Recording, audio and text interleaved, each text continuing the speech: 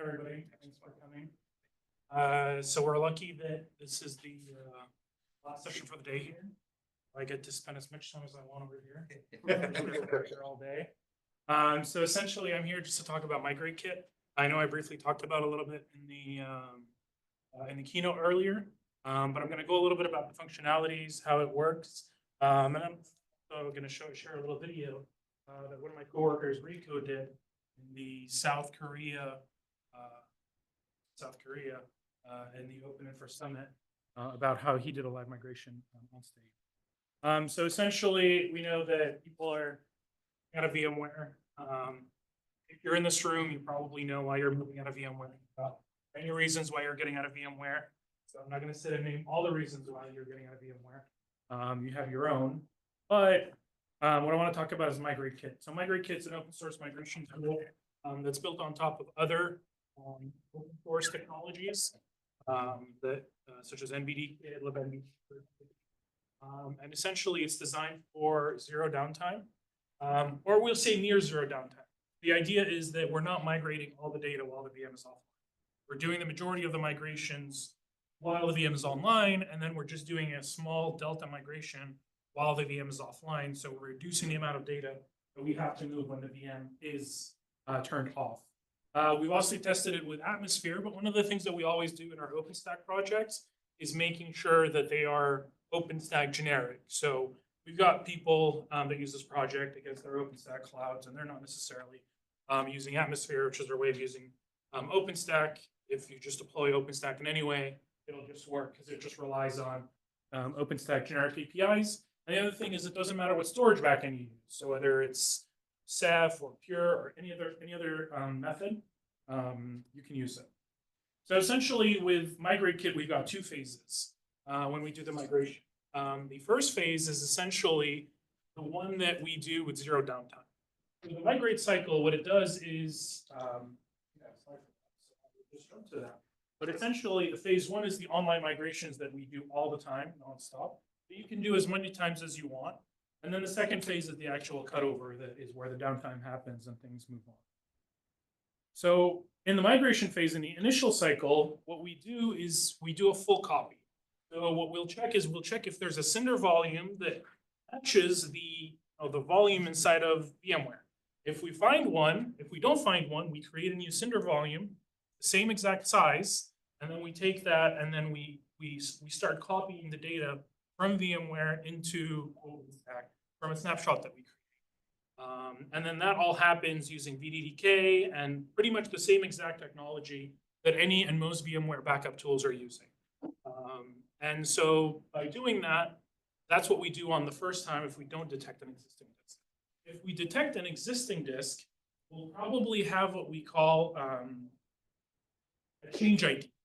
That's what VMware uses in general, and that's the tooling that VMware provides in order to allow you to just get deltas instead of the whole copy. We stored the change ID as a data on the volume, and then we go to VMware and we say, hey, we'd like all the changes on the volume since this change ID. And then VMware ships that to us, and then we copy only those parts of the disk as opposed to the whole disk. And so what happens usually is, let's say, you've got a 10 terabyte VM, and that takes like a day to move all of that. You run it the next day, maybe like 50 gigs had changed in that 10 terabytes. And so that runs much faster. You run it again, because 50 gigs went a lot faster, it might just copy 2 gigs the next time. You run it again, it just takes seconds to move like maybe 500 megs. And so the more often you run it, the quicker the synchronization times will be. And so usually when you've got large VMs, what you want to do is you just want to keep running it every now and then. You could just run it every hour until your cutover time, and then you're cutting down on the time that you have to sit and wait for when you do the eventual cutover. So the cutover, when we do the cutover, it's very similar to what we do on a normal migration cycle. First thing we do is we run a final synchronization again, while the VM's still online. And the purpose of this synchronization is to make sure that if, let's say, somebody forgot to do a sync for the past 3 days, and then a lot of data had accumulated in the VM, at least we're doing that sync of those past 3 days online rather than after we turn off the VM. So we go ahead, we do that, then we power off the VM from VMware automatically. Migratekit takes care of that for you. And then it starts an automatic synchronization again, but this time the VM is offline. And so that gives us the complete consistency because now the VM's offline, the data is going to be completely consistent across both sides. At the same time, when you're giving the cutover command, there's a couple things you can give it. You have to supply it with the MAC addresses of the VMware virtual machine, and the network ID, and the subnet ID, and the IP of the system OpenStack. So by doing that, it'll automatically create ports inside OpenStack that map to the same MAC addresses in VMware. And if you forget a MAC address, it'll say, hey, you're missing a network mapping. And so it makes sure that it can create those ports ahead of time, so that assuming that you've got, a VLAN there and a VLAN here, if you do the mapping right, the VM will just wake up on the network in another segment and everything will just work. Essentially, what we do as well, if you run VirtVDP, you've got a window to actually put some stuff in so that it can install the VirtIO drivers automatically, in case you had the VMware drivers previously. Also, if you've got a Linux VM, it can also do a bunch of stuff to make it, it'll install the QEMU guest agent and stuff like that. But we've had users that actually decided to contribute a flag to disable it. You got a bunch of Linux VMs and they're relatively modern. They'll just boot up with no issues at all. They're just using VirtIO out of the box. And also, of course, not just that it creates the port, it also creates the VM. Everything is done and complete. So, of course, the best practices to get a successful migration is to plan it strategically, start with VMs that are not so critical, and that helps you figure out the little kinks that you've got with some of the different distributions. I work with customers where they have VMs running like SUSE 11, and that's running like 2.6 kernels, and that's got all sorts of challenges. So it's always good to kind of just work with a class of VMs and then figure out your Windows 2019s and your Windows 2012s and all of that to figure out like the pattern as you go through it. The most other important thing is we have a nice table on the Migratekit documentation of what are all the different permissions that you need for the vCenter account in order to be able to take a snapshot, shut down the VM, pretty much all the necessary permissions that it needs. So what's cool about that is you don't necessarily have to just give it an admin account. You actually have a set of permissions you can add as roles and then just use that. So you don't have to give it to the world. And then obviously the most critical thing, which a lot of times that's what we have problems with, is just making sure that the network is into your OpenStack infrastructure.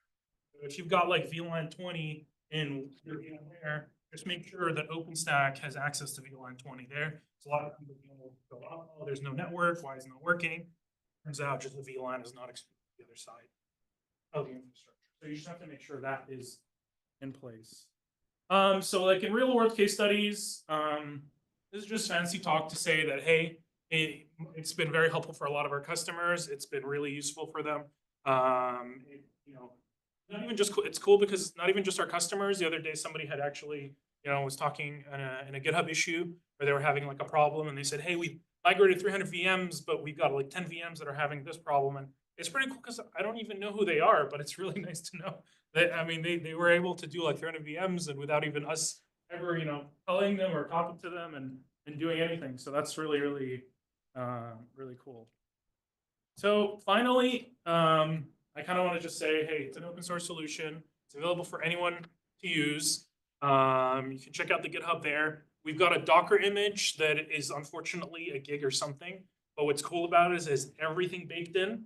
So when you want to run Migratekit, you actually just literally just do a Docker run, and you don't have to pull in the million dependencies because sometimes it requires a newer version of libnbd and all of that other stuff. So you don't have to worry about all of that. You can just, use the Docker image that already ships out. PRs are welcome. It's an Apache 2.0 license project.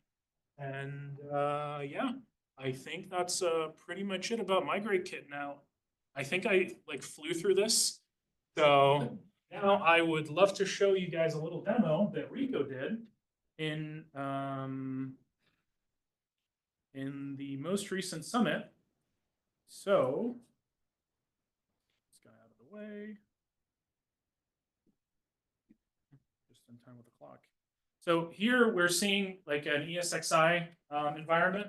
So obviously this works with vCenter, but truth be told between us, this is the 60-day trial ESXi. So we don't own any VMware licenses to build all this stuff. So, you know, so we started this up. So there's this VM here called Jimmy's Top Secret. This is actually because Rico is doing the presentation with Jimmy on stage. And so this VM is running here, and he actually has a 1 gig file called secret.txt, just to show that, hey, this is the actual VM there. And so essentially what he's doing in here is pretty much running the migration cycle. So he'll run that. You'll see what it does first is it creates a snapshot of the virtual machine inside VMware. And then after that, uses VDK to copy the VMDK, attaches a Cinder volume to the OpenStack VM where you're running this, and then starts to use NBD copy for a full copy because it's the first time it's running this. So this is like the first, time it's just going to do a full copy of the disk, but it'll actually skip any zeros as well. So if there's any zeros or it's an empty disk, like you create a terabyte volume, but you're only using 10 gigs, it's going to fly through it. This is, him talking about some other stuff as this is going through. And then, so you see there's a volume there that was created that it matches the VM inside the volume inside VMware. So what he does, again, is what he did is he copied the file from secret.txt. The secret.txt got back. Imagine this is a scenario where, some other workload did something on the system, right? And so he actually goes ahead and does another migration cycle. And so it does the snapshot again and then starts doing the migration. But this time around, we'll see it won't say full copy needed. See, it says an incremental copy. And it'll be way faster because all he did was change a 1 gig file. And so it's just going to say, I just saw a gig change, so I'm just going to fly through this. And so that's what I meant by it's able to do these much faster if you're doing this more often. And that's it. It's done for that. And the volume it removes the snapshot, cleans up after itself. And then now the cutover time. So pretty much he goes ahead and starts the cutover command. So first here we see that it says ensuring OpenStacking resources exist. That's make sure the flavor that you selected exists properly. And then it says port created. So it creates a port in Neutron to match that same exact network that's there. And then it attaches the volume.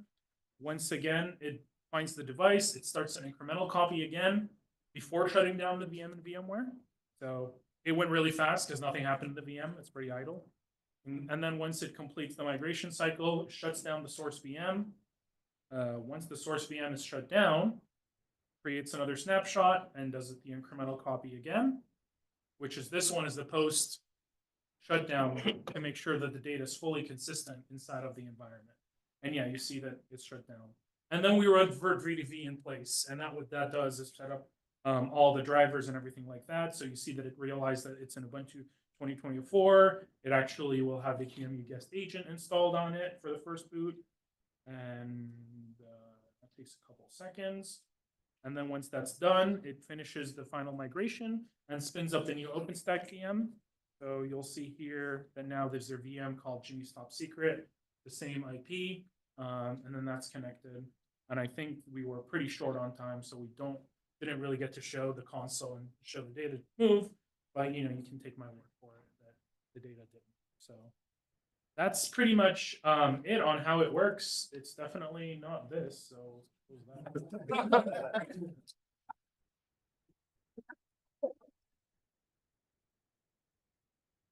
now, this is the part where I hope that you guys have a lot of questions. I'll pass this over for it, and I'll move here. Answer questions. Questions?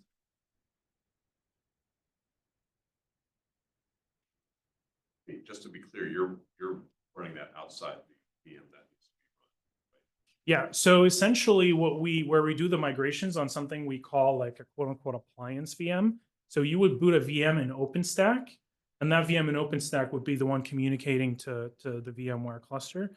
The reason for that is that by doing that, we have the ability to just create a Cinder volume and attach it to that VM that you're on, and then copy the data to it. So that's how we can make it work with any kind of OpenStack environment, because as long as Cinder is there and we can mount the volume, we can copy into it from there. Okay, so that's how you get the agent, depending on the OS. Yeah. call this one first. Then back to that. So with OpenStack, obviously we use key-based authentication for all of our, at least our Linux VMs, right? Yeah. Would that be something that after the migration, we'd have to go in and set up the keys to be used in that way? That's not gonna be added in. So essentially the VM ends up being provisioned in the project that you use to create your appliance VM. So if you launch that appliance VM in project A, then the VM is going to end up living in project A, but won't have any credentials or anything. It'll have literally byte for byte exactly what was in VMware. Okay, and it's going to, that's also gonna copy the IP address and network of how that VM is exactly as it is. Yeah. correct? Yeah. So in theory, so like for us, one of the easiest ways to do this would actually be to re-IP everything while it's still in VMware, and then migrate it over so Yeah. that when it gets to OpenStack, the network is already. Well, set what you there. can also do, so the reasons why we have the option to do the same IP is in a scenario where you don't want to move a whole cluster and you want to move like 2 VMs at once. By having the ability to keep the same IP, and if you stretch the network, you can just move it one system at a time. But if you say, okay, I don't care, I actually don't mind taking down my whole cluster and moving everything over, you can actually give it a separate different IP. As long as you configure your VM to use DHCP, it'll just wake up with DHCP and use the OpenStack DHCP and just get it whatever IP that you gave it when you supplied the network mapping. So it actually will respect the IP that you gave it in the CLI to cut over, and not necessarily the IP that's in VMware or in the VM. So long as you set it to DHCP, then it can be built in like Neutron DHCP infrastructure. Thank you. No problem. And while we're passing over the name, we have some people online. If you're online and you want to ask a question, feel free to unmute, and you can ask your question too after Zane. Thank you. Actually, to bounce off his question, does it keep the same MAC address? Is there the option to keep the same MAC? Yeah. By default? Yeah, so we use the same MAC address because usually most operating systems don't like when the MAC address changes. And so what'll happen is if you have a certain network configuration in one system and you move it to the other, all your IP address config will disappear off the system, the MAC address changes. So what we do is when we create the network mapping in the cutover command, the network mapping consists of the MAC address, the network ID in Neutron, the subnet ID in Neutron, and then the IP address. And the MAC address is kind of like the key to say, okay, this MAC address of this network interface in VMware would be recreated like in Neutron with this same MAC address. So you will end up with the same MAC address in Neutron afterwards. And I did have one more question, sorry. When it comes to the V2V morphing stage, Yeah. for, let's say, the source disk was using labels in SCF tab, will it be able to convert that to like maybe using the UID and OpenStack, or will that be able to translate? So when it comes to Vert V2V, we actually just run it on the boot drive only. And in my experience, most of the time it just goes up fine. What I have, it doesn't actually mess up with the UUIDs. So actually when the migration completes, a lot of times the volumes, or if using LVM, even with Windows, things will work just fine. I've seen some bug reports with volumes showing up as offline in Windows after the migration. So they just have to log into the system, just right click, enable or activate. But we're not a very big Windows shop, so these things, and these things also, I want to say they're more Vert V2V specific. So these are not things that we could sort. We'd have to delegate to the Vert V2V community and ask there. Time for one or two more questions.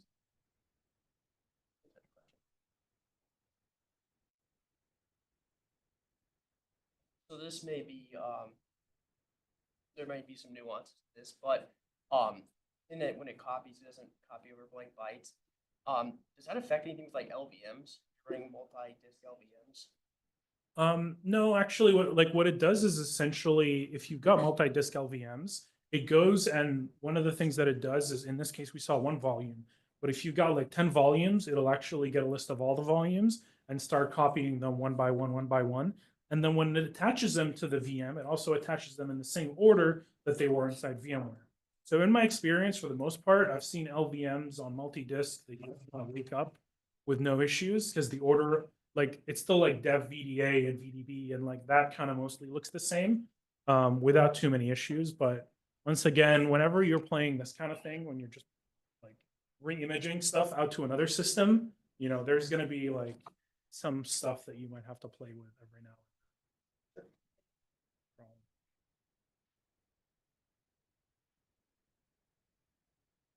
Anybody else? Anybody online? Well, I have one more thing to add. Oh, of course. Anybody hasn't signed up to win a free GoPro, you can still win a free GoPro. Your chances are pretty high. My ticket right here. I don't even have one. You don't have our own? No, I don't know if I should get It's one. probably a conflict of interest. Yeah, that probably. I'm just gonna sign up either because I felt like there might be a conflict. I just get the whole roll. I think I deserve it though. Yeah, I I know. know my number. Next time we'll bring two, one for you. and one for you. All right, thank you very much for your Thank you very presentation. Thank much, you for all of our sponsors for their presentation.